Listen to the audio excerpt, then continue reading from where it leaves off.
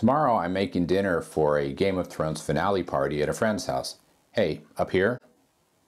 I've opted for Spanish cuisine and have told the group that I'm making them a classic Spanish paella. But since then I've decided to regale them with something even more exotic. Arroz negre. That's a dish made with black squid ink.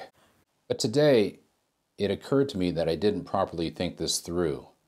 Some people don't like squid and would never even consider trying squid ink. But it's too late to change the entree. Tomorrow, we take the black.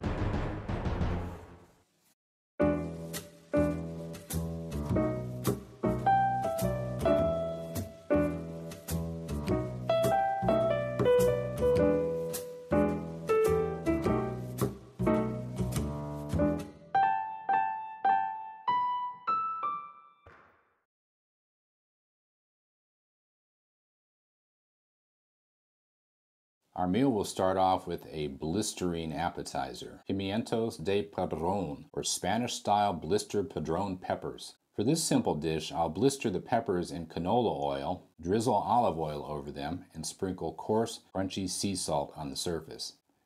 Next, we have a classic Caesar salad, featuring romaine lettuce coated with homemade anchovy dressing, mixed in with croutons, and topped with shavings of sharp Parmesan cheese. And for the main course, we're having arroz negre, or squid ink rice. This spicy Valencian dish features squid, shrimp, bomba rice, and squid ink, and is cooked in a paella pan. 2 days ago, I received my pan, but it was way bigger than I'd anticipated. I'll be borrowing a smaller pan. With our entree, I'll be serving pan de campani, or country bread. This baguette is another creation of Peter Reinhardt and features a small amount of whole wheat flour, which gives the bread more depth and a rich brown crust. For dessert, I'm serving crema catalana, or Spanish burnt cream custard. This creamy concoction is similar to creme brulee, but has a hint of cinnamon and orange. For our libation, I have an incredible sangria recipe, which features brandy and triple sec. So if the squid ink rice doesn't work out, our diners have something special to wash down the baguettes, peppers, and salad.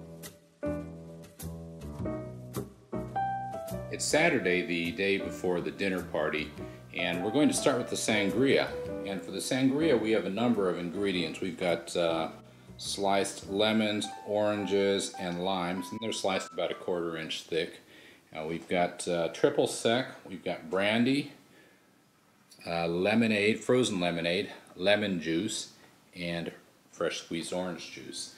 And the proportions are all on the website if you need to know these specific proportions. And what we're going to do is mix these up. We're going to put them in the refrigerator overnight, and then tomorrow before we serve, we're going to add some club soda to it. We'll go ahead and start with the citrus fruit.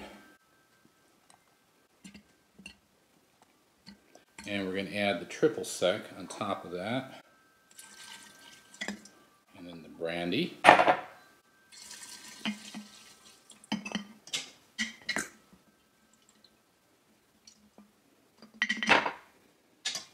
Orange juice, frozen lemonade,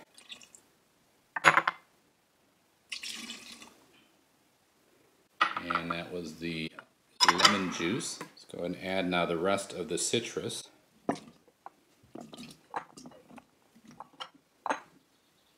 And we'll finish with 2 bottles of Cabernet Sauvignon.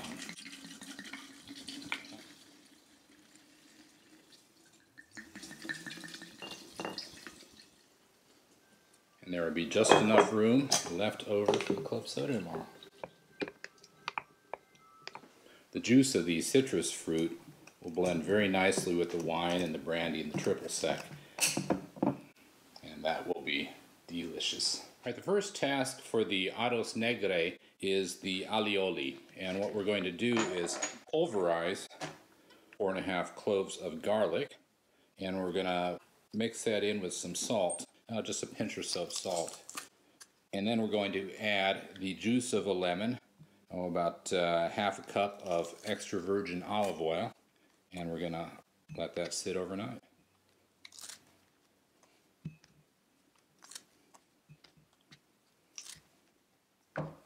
2 To the garlic cloves, we add the salt. What we want to do is crush this up into a paste in mortar and pestle. I'm going to mix in the lemon juice and the olive oil. We're going to emulsify this, and what we're going to do is add that to a bunch of parsley. The recipe calls for, I believe, 3 handsful. And we are going to leave this in a jar overnight. Alioli. Now we're going to turn to the crema catalana, and we're going to start with 2 cups of milk, a cup of heavy cream, 4 orange rinds or so, strips, a stick of cinnamon, a vanilla pod. I'm going to scrape that off there and throw the rest of it in there too. And what we're going to do is bring this to a boil, and then we're going to strain it out.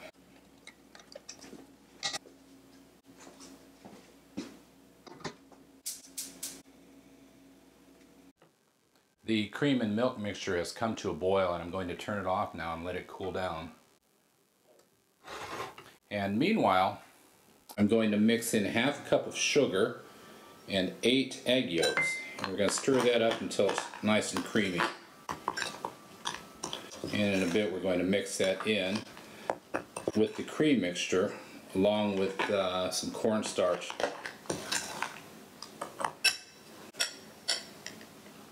The cream milk mixture has been cooling for about 45 minutes, so now we're going to strain it out.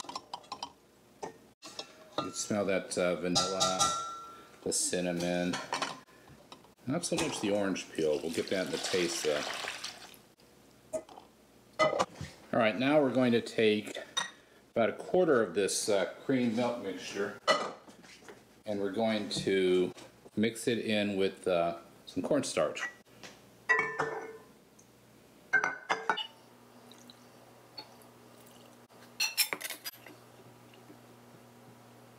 And after this dissolves, we're going to put this cornstarch and milk back in with the rest of the milk and cream mixture. Alright, that cornstarch has dissolved into the milk mixture, and we're going to put the whole thing back into the rest of the milk mixture. Now we're going to mix the egg yolks and sugar, which we creamed together earlier. And what we're going to do with this is put it over heat and let it thicken. Now I've got a pan here over a medium-low heat of water, and I'm going to put this heat-proof glass bowl over it. And we're just going to stir it until it thickens.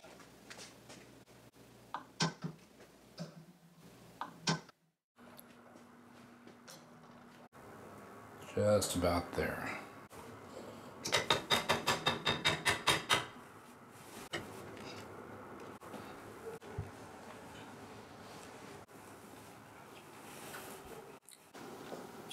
Oh, that's tasty. We're going to let that cool, and then we're going to put it into the ramekins. And now we're going to turn to the Caesar salad. And I've got about a dozen anchovies here. We're going to go ahead and slice these up.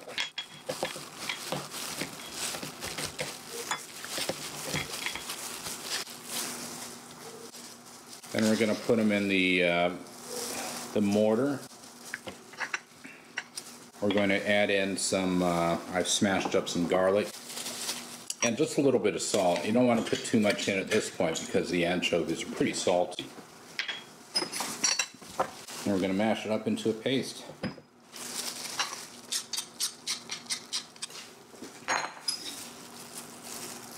And we're going to take this anchovy garlic paste, and we're going to whisk in some egg yolks and lemon juice. We've got about 4 egg yolks here, and the juice of about 1.5 lemons.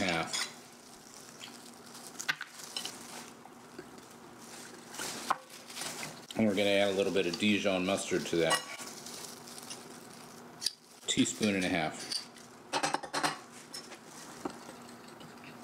Now we're going to put in 4 tablespoons of extra virgin olive oil, followed by a cup of canola oil. I've grated 6 tablespoons of Parmesan cheese. We're going to add that now.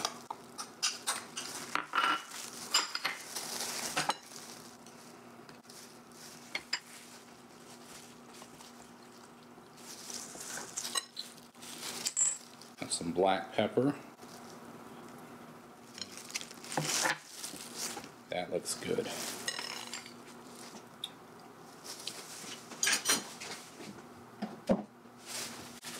Needs a little bit of salt.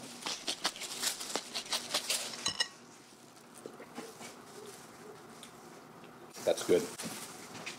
And we will chill it until dinner tomorrow. Alright, time to start spooning the crema catalana into the ramekins. And then I'm going to cover them up with plastic to keep a skin from forming over them. And I'm doing some big ones and small ones because I know some people don't want a big one.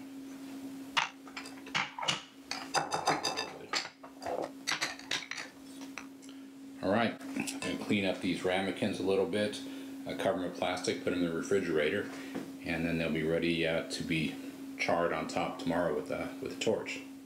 I have one last task to perform as part of the advanced preparation, and that's making the pâté fermenté for the pain de compagnie. This bread is a little bit different from the normal baguettes that we make. We use a little bit of wheat flour in it, which gives it a more grainy flavor and a richer, darker brown color than a regular baguette.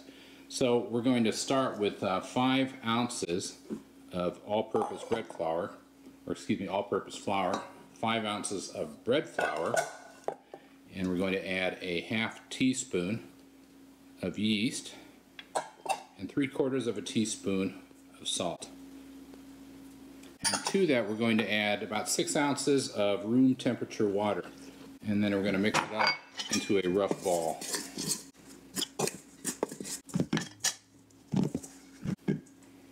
Alright, so now I'm going to put it in the mixer, the electric mixer with the dough hook attachment, and we'll go about 6 minutes at medium-low speed.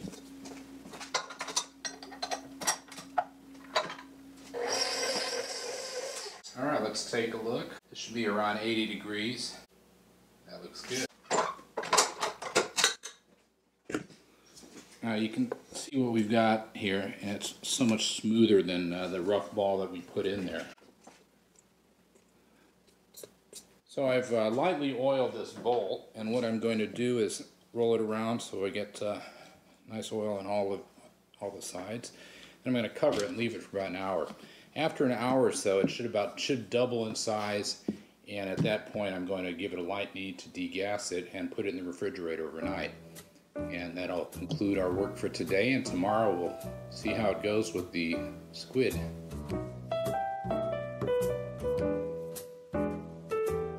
It's a whole squid. So we're about to pack it all up, hit the road, and resume the preparation at our host's house.